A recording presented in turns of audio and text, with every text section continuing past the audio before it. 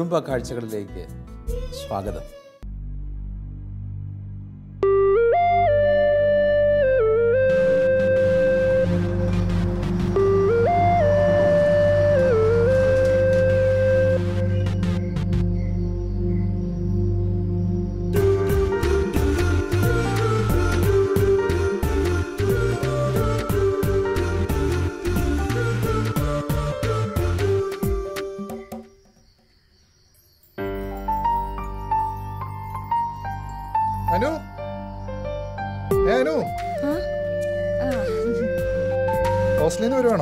അതെ, അമലിന്റെ ബസ്സിലുണ്ടായിരുന്നോ? ഞാൻ കണ്ടില്ലല്ലോ. അതെങ്ങനെയാ?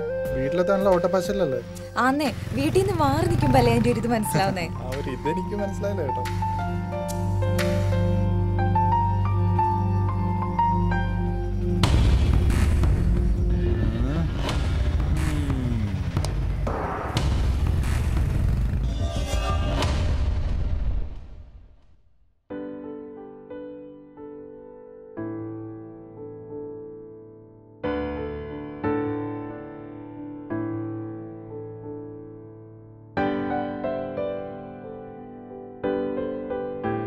അല്ല, മോള് ഹോസ്റ്റലിൽ നിന്ന് വന്നൂല്ലേ?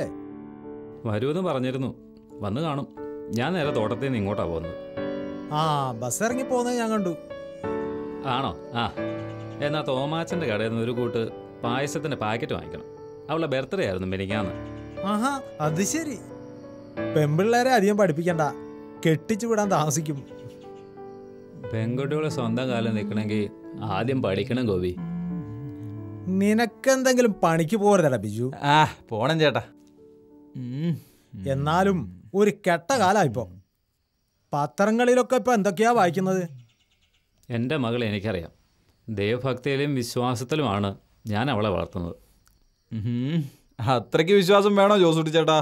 പ്രത്യേകിച്ചും അതെന്താ ബിജു നീ അങ്ങനെ പറഞ്ഞത്? അല്ല, അതേതാ ജോസൂട്ടി ചേട്ടാ? അനുവിന്റെ കൂടെ മുട്ടി ഉരുമി ഒരു ചെക്കനെ കണ്ടല്ലോ. ഏത്? ഈ ജോസേട്ടന്റെ മോൾ അനുവിന്റെ കൂടെയോ? ആന്നേ, അവനെ എനിക്കറിയാം. അവൻ അത്ര നല്ലോനൊന്നും അല്ല. അവനെന്താ അനുവിനോടൊരു കോള്? ജോസൂട്ടി, ഇതാ ഞാൻ പറഞ്ഞത്, കുട്ടികളെ അധികം പഠിപ്പിക്കാൻ വിടരുതെന്ന്. അതല്ലേ ഞാൻ എൻ്റെ പിള്ളേരെ. തൻ്റെ പിള്ളേരല്ല എൻ്റെ പിള്ളേര്.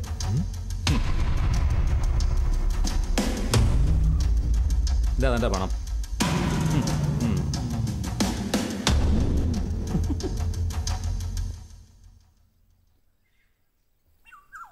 ഹലോ ആൻറ്റി, ഞാൻ വന്നു. എക്സാം ഒന്നും കുഴപ്പമില്ലായിരുന്നു, ഞാൻ നന്നായി ചെയ്തു. ഭക്ഷണമൊന്നും ശരിയാവുന്നില്ലെന്നേ, അതുകൊണ്ട് ഹോസ്റ്റൽ പരിപാടിയൊക്കെ നിർത്തി ആൻറ്റി. ആ, അപ്പച്ചൻ വന്നല്ലോ, ഞാൻ പിന്നെ വിളിക്കാട്ടോ. അപ്പച്ചൻ അങ്ങാടി പോയതായിരുന്നോ? വാ.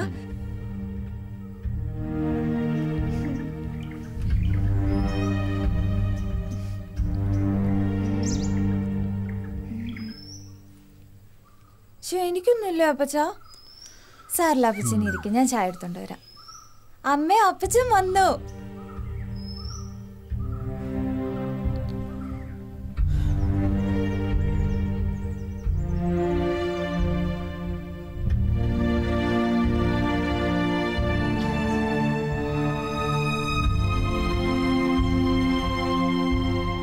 ഇതാ അപ്പച്ച. ഈ അപ്പച്ചന് തന്നെ പറ്റി?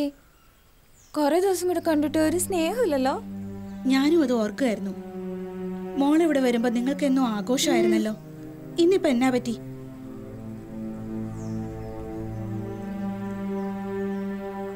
എന്തെല്ലാം വിശ്വാസത്തോടു കൂടിയാ നമ്മൾ മക്കളെ വളർത്തിക്കൊണ്ട് വരുന്നത്. അതിനിപ്പോ എന്നാ പറ്റിയേ? ഒന്നുമില്ല.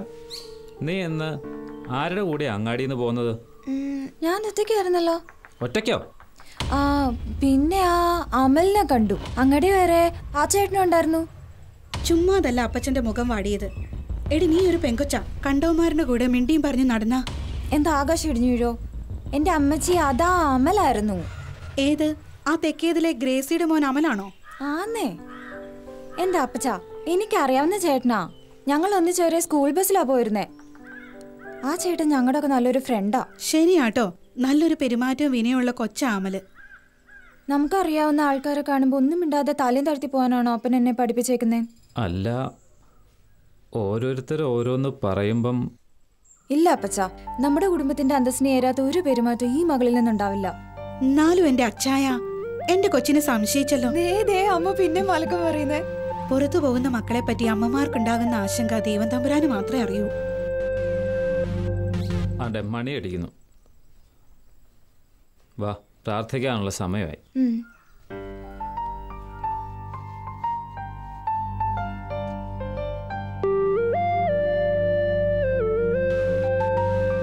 പിതാവിന്റെയും പുത്രന്റെയും പരിശുദ്ധാത്മാവിന്റെയും നാമത്തിൽ ആമേൻ.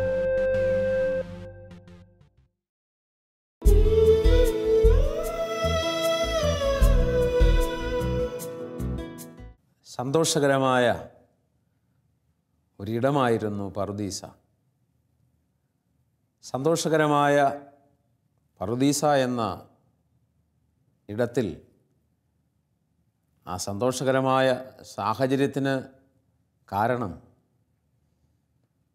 ദൈവവും ദൈവം സൃഷ്ടിച്ച ആദി മനുഷ്യരും തമ്മിലുള്ള സൗഹൃദമായിരുന്നു.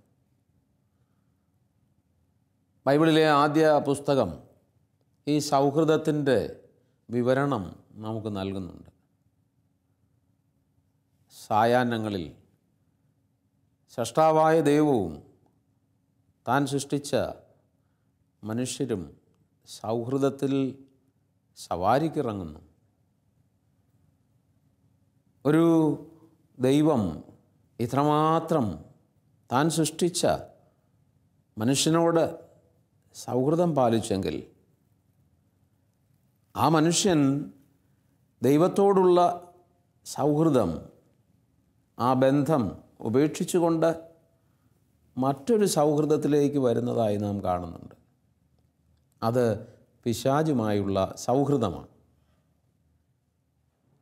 ഹവ്വയാണ് അതിന് കാരണക്കാരിയാകുന്നത്. പക്ഷേ സാവധാനം ഹവ്വയുമായുള്ള സൗഹൃദം ആദത്തെയും പിശാചുമായുള്ള സൗഹൃദത്തിലേക്ക് വരുവാൻ ഇടവരുത്തുകയാണ്. അത്തരത്തിൽ പിശാചുമായുള്ള സൗഹൃദം യാഥാർത്ഥ്യമായപ്പോൾ ആദിമാതാപിതാക്കൾക്ക് സ്രഷ്ടാവായ ദൈവവുമായുള്ള സൗഹൃദം നഷ്ടമാവുകയാണ്. നാം മനസ്സിലാക്കുന്നത് പോലെ ഈ ഒരു സൗഹൃദത്തിലേക്ക് മനുഷ്യനെ തിരിച്ചു കൊണ്ടുവരുന്നതിനായിട്ടാണ് ദൈവപുത്രനായ യേശു മനുഷ്യാവതാരം ചെയ്യുന്നത്. ദൈവ-മനുഷ്യ ബന്ധത്തിൽ സൗഹൃദ മനോഭാവം ഉണ്ടാകണമെന്ന് വചനം തന്നെ നമ്മെ പഠിപ്പിക്കുമ്പോൾ രക്ഷകനായ ദൈവപുത്രനായ ഈശോ തന്നെയും ഈ ഒരു കാര്യം എടുത്തു പറയുകയാണ്. ശിഷ്യരോട് അവിടെ നിന്ന് എന്താണ് പറയുന്നത്? ഇനി നിങ്ങൾ ദാസരല്ല, പിന്നെയോ എൻ്റെ സുഹൃത്തുക്കളാണ്. ഈശോ തൻ്റെ ശിഷ്യരോടുള്ള ബന്ധം ഊർജ്ജസ്വലമാക്കാനും ഫലപ്രദമാക്കാനും പിതാവിൻ്റെ ഇതേ വഴി തന്നെ സ്വീകരിക്കുന്നു. സൗഹൃദത്തിൻ്റെ കൂട്ടിൻ്റെ വഴി. ദൈവം ഒരു കുടുംബത്തെ സൃഷ്ടിക്കുമ്പോഴും ഈ സൗഹൃദം കുടുംബത്തിന് അടിസ്ഥാനമായ ഭാര്യാഭർത്താക്കന്മാർ തമ്മിലും കുടുംബത്തിലെ ഇതര അംഗങ്ങൾ തമ്മിലും ഉണ്ടാകണമെന്ന് ആഗ്രഹിക്കുന്നുണ്ട്. പക്ഷേ ഇന്ന് നമുക്കറിയാം, കുടുംബ ജീവിത സാഹചര്യങ്ങൾ മാറി, സമൂഹ ജീവിതത്തിൻ്റെ സാഹചര്യങ്ങൾ മാറി. ഈ മാറിയ സാഹചര്യങ്ങളിൽ പലപ്പോഴും അടിസ്ഥാനപരമായി നിലനിൽക്കേണ്ട കുടുംബ സൗഹൃദങ്ങളിൽ നിന്ന് കുടുംബാംഗങ്ങൾ മാറിപ്പോകുന്നുണ്ട്. ഞാനത് പറയുമ്പോൾ കുറേ നാളുകൾക്ക് മുൻപ് ഞാൻ നടത്തിയ ഒരു യാത്ര എൻ്റെ സ്മരണയിലേക്കെത്തും. അന്ന് രാവിലെ ഞാൻ എൻ്റെ പള്ളിയിൽ നിന്ന് ഇത്തിരി ദൂരെയുള്ള സ്ഥലത്തേക്ക് യാത്ര ചെയ്യുകയാണ്. ഞാൻ യാത്ര ചെയ്യുന്നത് എൻ്റെ തന്നെ ഒരു വാഹനത്തിലാണ്. ആ വാഹനത്തിൽ എന്നോടൊപ്പം പലരുമുണ്ട്. അദ്ദേഹം സർവീസിൽ നിന്ന്, ആർമി സർവീസിൽ നിന്ന് റിട്ടയർ ചെയ്തയാളാണ്. ഒത്തിരിയേറെ മാനുഷിക ബന്ധങ്ങൾ, സൗഹൃദങ്ങളുള്ള ആളാണ് ഇദ്ദേഹം എന്ന് അദ്ദേഹത്തിൻ്റെ സംസാരത്തിൽ നിന്ന് എനിക്ക് മനസ്സിലായി. ഇദ്ദേഹം ആർമിയിലായിരുന്ന കാലത്ത് ഇദ്ദേഹത്തിന് നാട്ടിൽ തന്നെയുള്ള സഹപ്രവർത്തകനോട് നല്ല സൗഹൃദ ബന്ധമുണ്ടായിരുന്നു. ആ ഒരു സൗഹൃദ ബന്ധം അദ്ദേഹത്തിൻ്റെ ഭാര്യയോടും മക്കളോടും സൗഹൃദം പുലർത്തുന്നതിന് കാരണമായി. റിട്ടയർ ചെയ്ത് കഴിഞ്ഞിട്ട് 1 വർഷം കഴിഞ്ഞാണ് ഇദ്ദേഹത്തിൻ്റെ ഈ സുഹൃത്ത് റിട്ടയർ ചെയ്യുന്നത്. ഇദ്ദേഹത്തെ പോലെ തന്നെ അദ്ദേഹവും കുടുംബവും നാട്ടിലെത്തിയ ശേഷം 1 വർഷത്തിന് ശേഷം ഇദ്ദേഹം അപകടപ്പെട്ട് മരണത്തിലേക്ക് പോവുകയാണ്. ഈ സുഹൃത്തിന് വലിയ വേദനയുളവാക്കി ആ ഒരു മരണത്തിൻ്റെ അവസരത്തിലും മരണാനന്തര ചടങ്ങുകളിലെല്ലാം ഇദ്ദേഹത്തിൻ്റെ സാന്നിധ്യവും സഹായവും ഉണ്ടായിരുന്നു. ഇദ്ദേഹത്തിൻ്റെ മൃതസംസ്കാര ചടങ്ങുകളൊക്കെ കഴിഞ്ഞ ശേഷം ഈ ആള് ഈ സുഹൃത്തിൻ്റെ കുടുംബത്തോട് ബന്ധപ്പെട്ടിരുന്നു. മാനുഷികമായ പരിഗണനയിൽ വിധവയായ ആ ഒരു സ്ത്രീയെ കാണാനായിട്ട് പോവുകയും ആ കുടുംബത്തിലെ മക്കളോട് സംസാരിക്കുകയും അവരുടെ കാര്യങ്ങളൊക്കെ തിരക്കുകയൊക്കെ ചെയ്യുമായിരുന്നു. പക്ഷേ ഇത് തെറ്റിദ്ധാരണയ്ക്ക് കാരണമായി. ഇദ്ദേഹം വളരെ ആത്മാർത്ഥമായിട്ടാണ് തൻ്റെ സുഹൃത്തിൻ്റെ വിധവയായ ഭാര്യയോട് സംസാരിച്ചെങ്കിലും ആ കുടുംബത്തിൻ്റെ കാര്യങ്ങളൊക്കെ അന്വേഷിച്ച് നടത്താനായിട്ട് ശ്രമിച്ചെങ്കിലും ഈ വിധവയായ കുടുംബനാഥ തെറ്റിദ്ധരിച്ചു. കൂടെ ഇദ്ദേഹത്തെ ഈ സ്ത്രീ ഫോൺ ചെയ്യാൻ തുടങ്ങി. കാണണമെന്നുള്ള ആഗ്രഹം പ്രകടിപ്പിക്കാൻ തുടങ്ങി. ഇത് പന്തിയല്ലല്ലോ എന്ന് ഇദ്ദേഹത്തിന് തോന്നിയപ്പോൾ അത് ആ സ്ത്രീയോട് പറയുകയും ചെയ്തു. പക്ഷേ അതിനോട് ആ സ്ത്രീ പ്രതികരിച്ച രീതി ഇദ്ദേഹത്തെ അത്ഭുതപ്പെടുത്തി. താൻ പോണ വഴി ശരിയല്ലല്ലോ എന്നുള്ള ചിന്ത ഈ കുടുംബനാഥനുണ്ടായി. ഈ ഒരു അനുഭവമാണ് ഞങ്ങൾ വാഹനത്തിൽ ഒന്നിച്ച് യാത്ര ചെയ്തപ്പോൾ അദ്ദേഹം എന്നോട് സംസാരിച്ചത്. ഞാൻ പറഞ്ഞു, ഒഴിവാക്കാമായിരുന്ന ചില സാഹചര്യങ്ങളുണ്ടായിരുന്നു. ഞാൻ അദ്ദേഹത്തോട് ചോദിച്ചു, ആ വിധവയായ സ്ത്രീക്ക് തെറ്റിദ്ധാരണ നൽകുന്ന ഏതെങ്കിലും തരത്തിലുമുള്ള നോട്ടമോ ശാരീരിക ചേഷ്ടകളോ താങ്കളുടെ ഭാഗത്തുനിന്നുണ്ടായോ? എന്നോട് പറഞ്ഞു, അച്ഛാ, എൻ്റെ സുഹൃത്തിൻ്റെ ജീവിത പങ്കാളിയല്ലേ, ഇത്തരത്തിലൊരു നിരാശയുടെ അവസരത്തിലല്ലേ, അതുകൊണ്ട് അങ്ങനെയുള്ള കാര്യങ്ങളൊന്നും ഞാൻ വിലയിരുത്തി പ്രകടിപ്പിച്ചിട്ടില്ല. സ്വാതന്ത്ര്യത്തോടെ സ്നേഹം, ബന്ധമൊക്കെ പ്രകടമാക്കിയിട്ടുണ്ട്, ആ കുഞ്ഞുങ്ങളോടും അത് പ്രകടമാക്കിയിട്ടുണ്ട്. പക്ഷേ ആ സ്ത്രീ അത് തെറ്റിദ്ധരിച്ചു. ഞാൻ പറഞ്ഞു, പിന്നീടുള്ള ആ കുടുംബത്തിലേക്കുള്ള സന്ദർശനങ്ങൾ ഒറ്റയ്ക്ക് നടത്തിയത് അത്ര പന്തിയായില്ല. ഞാൻ പറഞ്ഞു, സ്വന്തം ഭാര്യയും കൂടെ കൂട്ടി പോകാമായിരുന്നു, അത് നല്ലതായിരുന്നു. ഈ വിധവയായ സ്ത്രീയോട് താങ്കളുടെ ഭാര്യയ്ക്ക് അടുപ്പം തോന്നിയാൽ അത് പ്രശ്നമായിരുന്നില്ല. അങ്ങനെ ആ ഒരു കുടുംബ സൗഹാർദ്ദത്തിലൂടെ കടന്നു പോകുന്നതായിരുന്നു നല്ലതെന്ന് ഞാൻ അദ്ദേഹത്തോട് പറഞ്ഞു. ഏതായാലും ഈ ഒരു പ്രശ്നം ഇദ്ദേഹം തൻ്റെ ഭാര്യയോട് തന്നെ പങ്കുവയ്ക്കുകയും പക്വതിയായ ഭാര്യയായിരുന്നത് കൊണ്ട് അത് നല്ല അർത്ഥത്തിലെടുക്കുകയും ആ കുടുംബ പ്രശ്നം പിന്നീട് പരിഹരിക്കപ്പെടുകയും ഒക്കെ ചെയ്തു. ആരോഗ്യകരമായ അകൽച്ച പിന്നീട് ഈ വിധവയായ സ്ത്രീയോട് ഇദ്ദേഹം പാലിക്കുകയും ചെയ്തു. സൗഹൃദം നല്ലതാണ്, സൗഹൃദം നമുക്ക് വേണ്ടത് തന്നെയാണ്. അതുകൊണ്ടാണല്ലോ ദൈവം തന്നെയും താൻ സൃഷ്ടിച്ച മനുഷ്യരോട് സൗഹൃദം പാലിക്കുന്നത്. ഈശോ തന്നെയും തൻ്റെ ശിഷ്യരെ ദാസന്മാരായി കാണാതെ സുഹൃത്തുക്കളായി കാണുന്നത് അതുകൊണ്ടാണല്ലോ. പക്ഷേ ഏത് വിധത്തിലുള്ള ഒരു സുഹൃത്തായാലും ആ സുഹൃത്ത് അല്ലെങ്കിൽ ആ സുഹൃത്തുമായിട്ടുള്ള ബന്ധം നമ്മെ അടിസ്ഥാനപരമായ ലക്ഷ്യത്തിൽ നിന്ന് മാറ്റിക്കൊണ്ടു പോകുന്നതാവരുത്. ഇന്ന് മക്കളുടെ സൗഹൃദ ബന്ധങ്ങളെക്കുറിച്ച് പറയുമ്പോഴും ഇത് ശരിയാണ്. ഏത് സൗഹൃദമായാലും ലക്ഷ്യത്തിൽ നിന്ന് മാറ്റിക്കൊണ്ടു പോകുന്ന സൗഹൃദമാണെങ്കിൽ അത് ഏത് പ്രായത്തിലായാലും ഏത് കാലത്തായാലും ഒഴിവാക്കേണ്ടത് തന്നെയാണ്. പണ്ടൊക്കെ കുട്ടികളുടെ സൗഹൃദങ്ങളെക്കുറിച്ച് പറയുമായിരുന്നു, വഴിവിട്ട സൗഹൃദങ്ങളെക്കുറിച്ച്. പക്ഷേ ഇന്ന് ചില കുടുംബനാഥന്മാർക്ക്, ചില കുടുംബനാഥകൾക്ക് ഒക്കെ വഴിവിട്ട സൗഹൃദ ബന്ധങ്ങളുണ്ടാകും.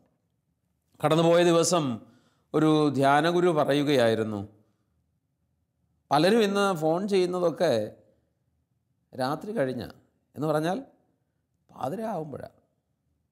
ഇദ്ദേഹത്തോടൊരു പോലീസ് ഓഫീസർ പറഞ്ഞത് അദ്ദേഹം അവിടെ പങ്കുവെച്ചു. പോലീസ് ഓഫീസർ പറഞ്ഞു, നമ്മുടെ കുടുംബങ്ങളിലെ മക്കളോ ഭാര്യ ഭർത്താക്കന്മാരോ ഒക്കെ രാത്രി 9:30 നീണ്ട നേരം സംസാരിക്കുന്നത് ആരോടാണെന്ന് പരിശോധിക്കപ്പെടേണ്ടതാണ്. അദ്ദേഹം പറഞ്ഞു, ഇങ്ങനെയുള്ള ഫോൺ സന്ദേശങ്ങളൊക്കെ ഇപ്പോൾ റെക്കോർഡ് ചെയ്യുന്നുണ്ട്, പരിശോധനയ്ക്ക് വിഷയമാക്കുന്നുണ്ട്. അപ്പോൾ അത് ശ്രദ്ധിച്ച ഈ പോലീസ് ഓഫീസർ പറയുകയാണ്, ഇന്ന് ഈ 9:30 നമ്മുടെ കുടുംബങ്ങളിലെ ഭാര്യ ഭർത്താക്കന്മാരുടെയും മക്കളുടെയും ഒക്കെ വാക്കുകൾ അതിര് കടന്നു പോകുന്നു, സൗഹൃദങ്ങൾ വഴിവിട്ടു പോകുന്നു. ഇങ്ങനെ വഴിവിട്ടു പോകുന്ന സൗഹൃദങ്ങൾ കുടുംബ ജീവിതത്തെ തന്നെ, കുടുംബ ബന്ധങ്ങളെ തന്നെ തകർക്കുന്നതിന് ഇടയായി തീരുകയാണ്.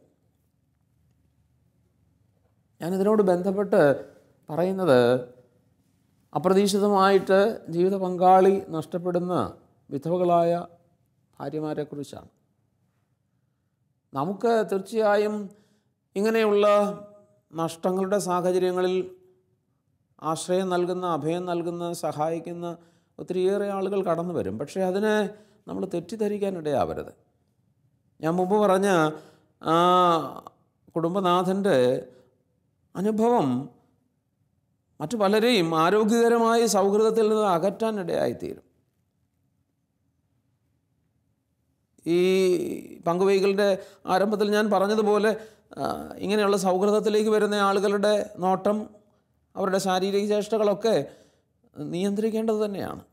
തെറ്റിദ്ധാരണ നൽകുന്ന ഒരു നോട്ടമോ ഒരു ഇടപഴകലോ തീർച്ചയായും പക്വമതിയായ ആളുകളിൽ നിന്ന് വരാനായിട്ട് പാടുള്ളതല്ല. ഞാനീ പറഞ്ഞതുപോലെ വൈധവ്യത്തിലേക്ക് വരുന്ന സ്ത്രീകൾ പിന്നീട് തൻ്റെ കുടുംബജീവിതം മുമ്പോട്ട് ആരോഗ്യകരമായി നയിക്കാനും കുഞ്ഞുങ്ങളെ നയിക്കാനുമൊക്കെ നല്ല സൗഹൃദത്തിലേക്ക് വരണം. ഒത്തിരിയേറെ ആളുകൾ അവർക്ക് സഹായികളായിട്ട് എത്തേണ്ടതുണ്ട്. പക്ഷേ പാലിക്കേണ്ട അകൽച്ച പാലിക്കേണ്ടത് തന്നെയാണ്.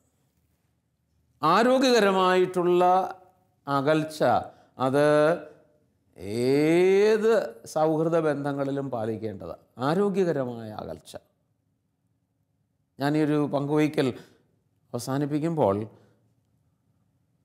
ആദ്യം പറഞ്ഞ കാര്യത്തിലേക്ക് തന്നെ വരികയാണ്. യാഹുവായ ദൈവവുമായി വലിയ സൗഹൃദത്തിലായിരുന്നു ഈ ആദിമാതാപിതാക്കൾ. പക്ഷെ പുതിയൊരു പരിചയത്തിലേക്ക് വന്നു, സാത്താനുമായുള്ള പരിചയം. സാത്താനെ നിർത്തേണ്ടടുത്ത് നിർത്തണമായിരുന്നു, പിശാചിനെ നിർത്തേണ്ടടുത്ത് നിർത്താൻ പറ്റിയില്ല. അതുകൊണ്ട് അവന് ഇവരുടെ മേൽ സ്വാധീനമുണ്ടായി. അങ്ങനെ സ്വാധീനമുണ്ടായപ്പോൾ അവൻ്റെ വാക്കുകളെ ഇവർ ചെവിക്കൊള്ളുന്ന തലത്തിലേക്ക് വന്നു എന്നുള്ളതാണ്. ഇന്ന് വഴിവിട്ട് പോകുന്ന കുടുംബ സൗഹൃദങ്ങൾ, തെറ്റായ കാര്യങ്ങൾ പ്രവൃത്തിപഥത്തിലെത്തിക്കാൻ കാരണമായി തീരുന്നു എന്നത് നമ്മുടെ കുടുംബങ്ങളുടെ അടിത്തറ ഇളക്കാൻ കാരണമാകുമെന്നത് സംശയരഹിതമായ കാര്യം തന്നെയാണ്. അതുകൊണ്ട് കുടുംബത്തിന് നേതൃത്വം നൽകുന്ന ഭാര്യ ഭർത്താക്കന്മാർ ഇക്കാര്യത്തിൽ ശ്രദ്ധ വഹിക്കണം. മക്കളുടെ സൗഹൃദങ്ങൾ അതിരുവിടുന്നുണ്ടോ എന്ന് ശ്രദ്ധിക്കണം. അവരുടെ ജീവിതവും അവരുടെ ബന്ധങ്ങളും ലക്ഷ്യമിടുന്ന ആത്യന്തികമായ നന്മയ്ക്ക് വിഘാതം സൃഷ്ടിക്കുന്നതാണ് ഈ പുതു സൗഹൃദങ്ങളെങ്കിൽ തീർച്ചയായും അവിടെ നമ്മൾ തീരുമാനം കൈക്കൊള്ളേണ്ടതാണ്. ഇത്തരത്തിൽ നല്ല കുടുംബജീവിതം നയിക്കുന്ന ആളുകളുണ്ട്. സൗഹൃദ ബന്ധങ്ങൾ എന്നും വേണ്ടതാണല്ലോ.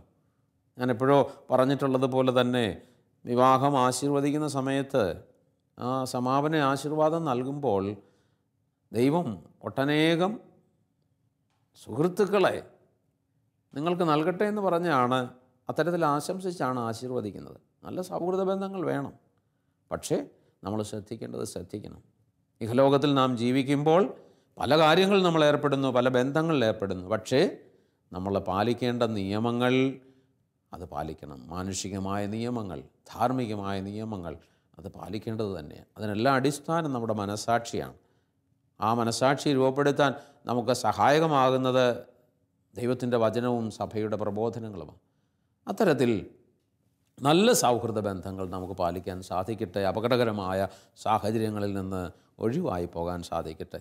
ഇത്തരത്തിൽ നമുക്ക് മാതൃക നൽകുന്ന ഒട്ടനേകം കുടുംബങ്ങളുണ്ട് നമ്മുടെ മുൻപിൽ.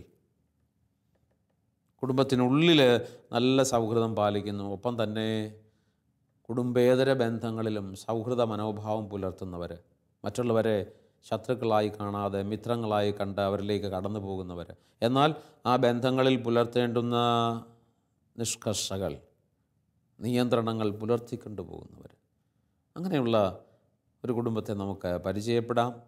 കുടുംബത്തിനുള്ളിലുള്ള സൗഹൃദം മാത്രമല്ല, കുടുംബേതര സൗഹൃദവും പുലർത്തുന്ന കുടുംബം. അവരുടെ വാക്കുകൾ നമുക്ക് മുമ്പോട്ടുള്ള ജീവിതം സന്തോഷകരമായി നയിക്കുന്നതിനും ദിശാബോധം നൽകുന്നതിനും കാരണമാകട്ടെ എന്ന് പ്രാർത്ഥിക്കുന്നു.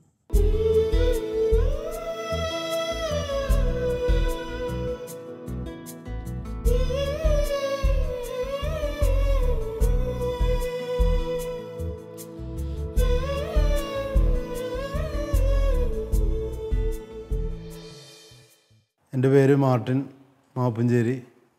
ഞാൻ പൂണിത്തറ ചമ്പക്കര ഇടവാംഗമാണ്.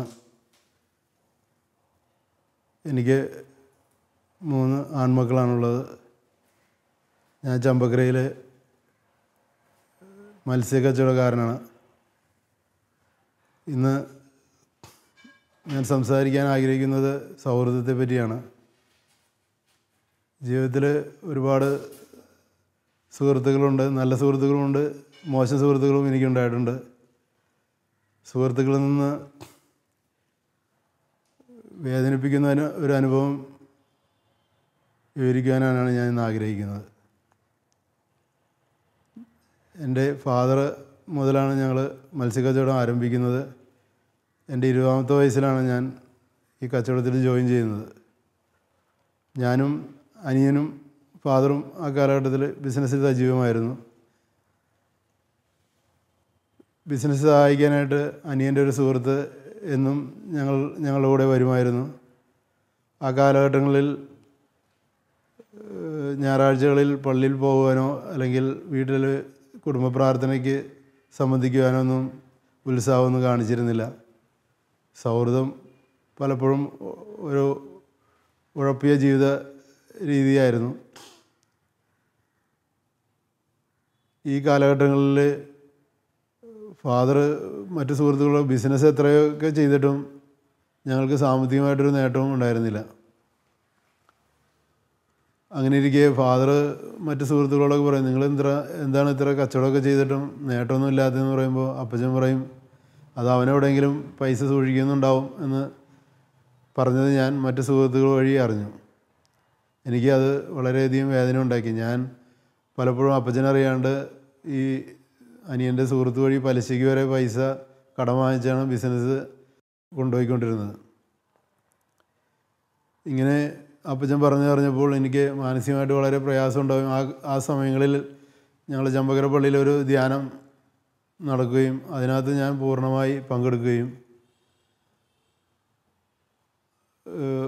നല്ലൊരു കുംസാരം കഴിക്കുകയും കുർബാന സ്വീകരിക്കുകയും ചെയ്തതിൻ്റെ ഫലമായി വളരെയധികം മനസ്സിന് സൗഖ്യം കിട്ടുകയും അതിനുശേഷം ഞങ്ങൾക്ക് ബിസിനസ്സിൽ നല്ല രീതിയിൽ മുന്നേറുവാൻ സാധിക്കുകയും ചെയ്തു. ഇപ്പോൾ എൻ്റെ ഏറ്റവും അടുത്ത സുഹൃത്ത് എൻ്റെ ഭാര്യ സിന്ധുവാണ്. ഞാനിപ്പോൾ കൂടുതൽ സമയം കുടുംബത്തോടൊപ്പം ചെലവഴിക്കാൻ ആഗ്രഹിക്കുന്നു. അതുപോലെ തന്നെ വൈകുന്നേര സമയങ്ങളാണ് പള്ളിയിൽ പോകാൻ സമയം കിട്ടുള്ളൂ. ഞങ്ങൾക്ക് വെള്ളി, ശനി, ഞായർ ദിവസങ്ങളിലാണ് വൈകുന്നേരം കുർബാനകൾ. ആ ദിവസങ്ങളിൽ കുർബാനയിൽ സംബന്ധിക്കുകയും കോയറിൻ്റെ കൂടെ ഗിറ്റാർ വായിക്കുകയും ഒക്കെ ചെയ്തുകൊണ്ട് സന്തോഷകരമായിട്ട് മുന്നോട്ട് പോകുന്നു. എൻ്റെ പേര് സിന്ധു മാർട്ടിൻ. ഞങ്ങൾക്ക് 3 ആൺമക്കളാണ്. മൂത്ത മോൻ ജോസ് എൻജിനീയറിങ് ഇനിയിപ്പോൾ 3ാം വർഷത്തേക്ക് കടന്നു. രണ്ടാമത്തവൻ ജോയൽ, അവനിപ്പോൾ +2 കഴിഞ്ഞ് റിസൾട്ട് വന്ന് അങ്ങനെ അടുത്ത പഠനത്തിലേക്ക് പ്രവേശിക്കാനുള്ള ഇതിലാണ്. മൂന്നാമത്തവൻ 8ാം ക്ലാസ്സിൽ പഠിക്കുന്നു. ഞാനും ഹസ്ബൻഡും ഞങ്ങളുടേത് അറേഞ്ച് മാരേജ് ആയിരുന്നു. കല്യാണം കഴിഞ്ഞിട്ട് ഇപ്പോൾ 21 വർഷമായി. അന്നത്തെ കാലഘട്ടത്തിൽ ഏതൊരു വിവാഹവും പോലെ സാധാരണ പരസ്പരം അധികം ഇന്നത്തെ പോലെ മൊബൈൽ ഫോണൊന്നും അങ്ങനത്തെ സംവിധാനങ്ങളൊന്നും ഇല്ലാതിരുന്നതുകൊണ്ട് തന്നെ നമ്മൾ തമ്മിൽ അധികം കോണ്ടാക്റ്റുകളൊന്നും ഇല്ലായിരുന്നു.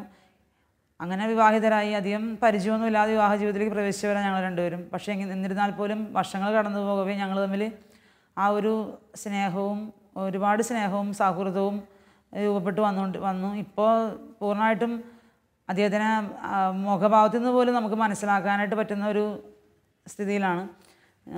ഇപ്പം ഞങ്ങൾ തമ്മിൽ ഷെയർ ചെയ്യാത്ത ഒരു കാര്യങ്ങളുമില്ല. ഞങ്ങൾ അങ്ങനെ പരസ്പരം എന്ത് കാര്യങ്ങളും ഇപ്പോൾ അദ്ദേഹമാണെങ്കിലും ഇപ്പോൾ ഇവർ കൂട്ടുകാരോട് ഒരുമിച്ച് എവിടെയെങ്കിലും ഇടയ്ക്കൊരു ഔട്ടിങ്ങിനൊക്കെ പോയാൽ തന്നെ എന്നോട് പറയാതെ പുള്ളി പോവില്ല. പുള്ളിക്കറിയാം ഞാനങ്ങനെ ഒരിക്കലും അതിന് എതിർപ്പ് പറയില്ല എന്നും അദ്ദേഹത്തിന് അറിയാം. എന്നും അങ്ങനെ തന്നെയാണ് ഞങ്ങൾ മുമ്പോട്ട് പോണത്. പരസ്പരം ശരിക്കും പറഞ്ഞാൽ ഞാനൊരു ഇൻട്രോവേർട്ട് ടൈപ്പ് പഠിച്ചിരുന്ന കാലഘട്ടത്തൊക്കെ കുറച്ച് ആക്റ്റീവായിരുന്നെങ്കിലും ഒരു ഇങ്ങോട്ടേക്ക് വന്ന് വിവാഹത്തിന് ശേഷം ഒരു സമൂഹത്തിൽ എങ്ങനെയാണ് അധികം പെരുമാറേണ്ടത് അങ്ങനെ അല്ലെങ്കിൽ ഒരു ആക്റ്റീവായിട്ട് പെരുമാറുന്ന ടൈപ്പൊന്നും അല്ലായിരുന്നു. ഞാനിപ്പോൾ ഒരു ഇൻസിഡൻറ്റ് ഇങ്ങനെ ഓർക്കുമായിരുന്നു. ഞങ്ങൾ കുറച്ച് വർഷങ്ങൾക്ക് മുമ്പ് ഞാൻ ഒരിക്കലും പള്ളിയിലൊന്നും ഒരു കാര്യത്തിനും മുൻപന്തിയിൽ ഇപ്പം ആരെന്ത് നിർബന്ധിച്ചാലും ഇല്ല പുറകോട്ട് വലിഞ്ഞു നിൽക്കുന്ന ഒരു പ്രകൃതത്തിൽപ്പെട്ട ആളാണ് ഞാൻ. അപ്പം അന്ന് ഒരു പ്രാവശ്യം പള്ളിയിൽ ബൈബിള് വായിക്കാനുള്ള ഒരു ലേഖനം വായിക്കാനുള്ള ഒരു അവസരം വന്നപ്പോഴേക്കും എല്ലാവരും കൂടെ നിർബന്ധിച്ച് എന്നെ പറഞ്ഞ് ഏൽപ്പിച്ചു. ഇപ്പോൾ വീട്ടിൽ വന്നിട്ട് എനിക്ക് ഭയങ്കര ടെൻഷനായിരുന്നു. അത് എങ്ങനെ ചെയ്യാൻ അവിടെ ആൾക്കാരൊക്കെ ഇരുന്ന് വായിക്കണ്ടേ, അപ്പോൾ അത് അത്രയ്ക്ക് ബുദ്ധിമുട്ടാണ്. ആ ഒരു ടെൻഷൻ കയറിയിട്ട് പക്ഷെ പുള്ളി എന്നെ പ്രോത്സാഹിപ്പിച്ചു. അങ്ങനെ ഞാൻ രാവിലത്തെ കുർബാനയ്ക്ക് പോയി വായിച്ചായിരുന്നു. വായിച്ചു തിരിച്ചു പുറത്തേക്ക് ഇറങ്ങി തിരിച്ചു വരുമ്പോഴേക്കും ഒരിക്കൽ പോലും രാവിലത്തെ കുർബാനയ്ക്ക് വരാത്ത ഈ പുള്ളി അന്ന് നേരം ഉണ്ടാക്കി ഞായറാഴ്ച രാവിലത്തെ കുർബാനയ്ക്ക് സംബന്ധിച്ച് എന്നോട് വന്ന് നന്നായിട്ട് വായിച്ചു എന്ന് പറഞ്ഞു. അപ്പം ഞാൻ സത്യത്തിൽ അത്ഭുതപ്പെട്ടു പോയി. ശരിക്കും ആ ഒരു ഡെഡിക്കേഷൻ നമ്മളോടുള്ള ആ ഒരു കരുതലാണ് അവിടെ കാണുന്നതെന്ന് ഞാൻ മനസ്സുകൊണ്ട് ഓർത്തപ്പോഴും അത് അങ്ങനെ തന്നെ പല പല ഇൻസിഡൻസും.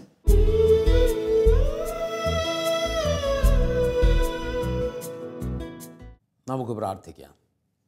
കർത്താവായ ദൈവമേ, വിശുദ്ധ ഗ്രന്ഥത്തിൻ്റെ ആദ്യ പുസ്തകത്തിൽ തന്നെ ഞങ്ങൾ കാണുന്നു സ്രഷ്ടാവായ അവിടുന്ന് സൃഷ്ടികളായ മനുഷ്യരോട് സൗഹൃദം പുലർത്തുന്നതായി. പക്ഷേ പരിചയപ്പെട്ട പുതിയ സൗഹൃദം വഴി അവർ പാപത്തിലേക്ക് പോകുന്നതായി ഞങ്ങൾ കാണുന്നു. ഞങ്ങളുടെ കുടുംബങ്ങളെല്ലാം അവിടുന്ന് നന്മയിലേക്ക് തിരിഞ്ഞിരിക്കണമെന്ന് ആഗ്രഹിക്കുന്ന കുടുംബങ്ങളാണ്. ദൈവമേ, അവിടുന്ന് കുടുംബത്തെ രൂപപ്പെടുത്തിയപ്പോൾ ആത്യന്തികമായ നന്മ ആ കുടുംബത്തിൽ വിളയാടണമെന്ന് അവിടുന്ന് ആഗ്രഹിച്ചുവല്ലോ. എന്നാൽ ചിലപ്പോഴെങ്കിലും സാഹചര്യത്തിൻ്റെ സമ്മർദ്ദത്താൽ ഞങ്ങളുടെ കുടുംബ ബന്ധങ്ങൾക്ക് ഗുണകരമല്ലാത്ത അനാരോഗ്യകരമായ സൗഹൃദ ബന്ധങ്ങളിലേക്ക് ഞങ്ങളുടെ കുടുംബാംഗങ്ങൾ പോകുന്നു. കുടുംബനാഥനോ നാഥയോ മക്കളോ ഇത്തരത്തിലുള്ള സൗഹൃദങ്ങളിലേക്ക് പോകുമ്പോൾ കുടുംബത്തിൻ്റെ അടിത്തറ ഇളകുമെന്നുള്ള ബോധ്യത്തിൽ ആരോഗ്യകരമായി സൗഹൃദ ബന്ധങ്ങളെ പാലിക്കാൻ അവിടുന്ന് ഞങ്ങളുടെ എല്ലാ കുടുംബങ്ങളെയും അനുഗ്രഹിക്കണമെന്ന് പ്രാർത്ഥിക്കുന്നു. ഞങ്ങളുടെ കുടുംബങ്ങൾക്ക് ദിശാബോധം നൽകി ഞങ്ങളെ നിരന്തരം സംരക്ഷിക്കുന്ന തിരുഹൃദയമേ, തിരുമുൻപിൽ ഞങ്ങളുടെ കുടുംബത്തെയും കുടുംബ ബന്ധങ്ങളെയും സമർപ്പിക്കുന്നു.